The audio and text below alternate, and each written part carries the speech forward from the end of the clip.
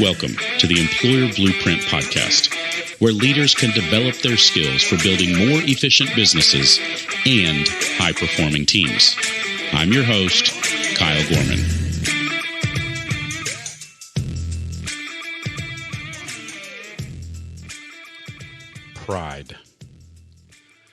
Pride may very well be one of the biggest contributors to the downfall of most leaders and people of influence.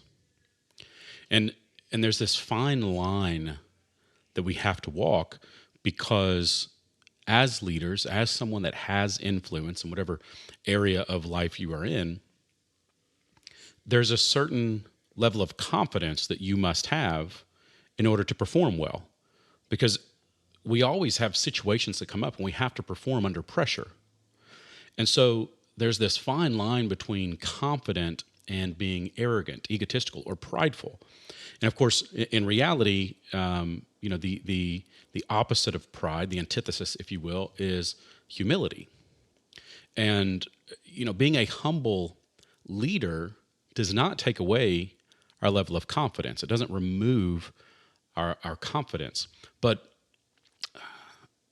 the reason I bring this up is because all too often I see businesses fail, I see people fail in their endeavors because pride gets in the way. We think we know it all. We think we have all of the answers. And the reality is we don't. The reality is we all have weaknesses. We all have areas that we could improve on. And the most successful people throughout history, although very confident, also recognize their weaknesses. And you generally see, now maybe not so publicly, this may not be too far out in the open, but you generally see that they surround themselves with people who can fill in the gaps of their weaknesses. So think about the biggest companies in the world, the CEOs of those companies. Well, they have a board of directors. And that board of directors is full of people who have certain skill sets that can fill the gaps that maybe the CEO or the president of the company just isn't quite as strong in. Provide more information, provide more detail in.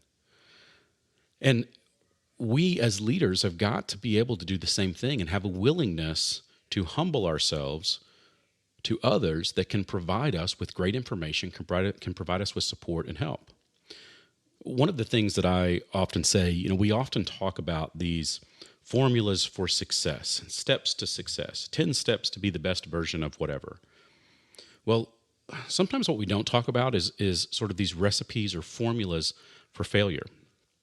And I think sometimes it's just as important to know things that we do that lead to failure, just as much as it's important to know things that lead to success.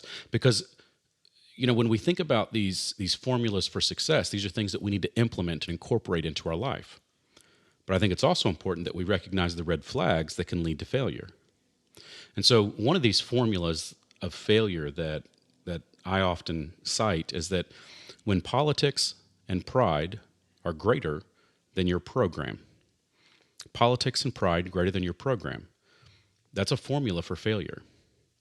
And we'll get on politics another day, but what I really want us to understand here is that when we think that we know everything, we can do everything, no one can do things as well as we can, we set ourselves up to fail. We set our organizations up to fail.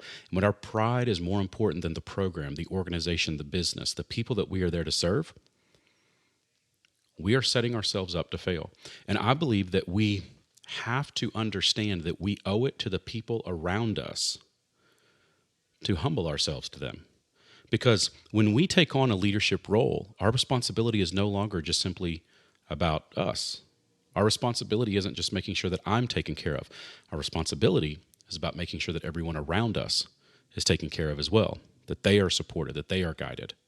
And so if we really take that leadership role seriously, then we have to humble ourselves to that and understand that we cannot let our ego, our arrogance, our pride get in the way of helping others perform well. So my question for you is this: what areas in your life, especially your professional life, Are you allowing pride to take over? Maybe it's a task that you continue to micromanage. Maybe it's some sort of responsibility in the business you just can't let go control of. Maybe it's that you're just not willing to listen to others. So my challenge for you is this. Not only do we need to accept constructive criticism, I would actually argue the point that we need to seek out constructive criticism. We need to surround ourselves with people that can be honest with us and that we can listen to, and that we will accept that feedback when we receive it. Thanks for joining me this week on the Employer Blueprint Podcast. Be sure to subscribe to the show to receive the latest episodes. And if you would like to connect with me directly with questions or topics you would like to hear more about, you can find me on LinkedIn as Real Kyle Gorman. And until next time, make it a great day.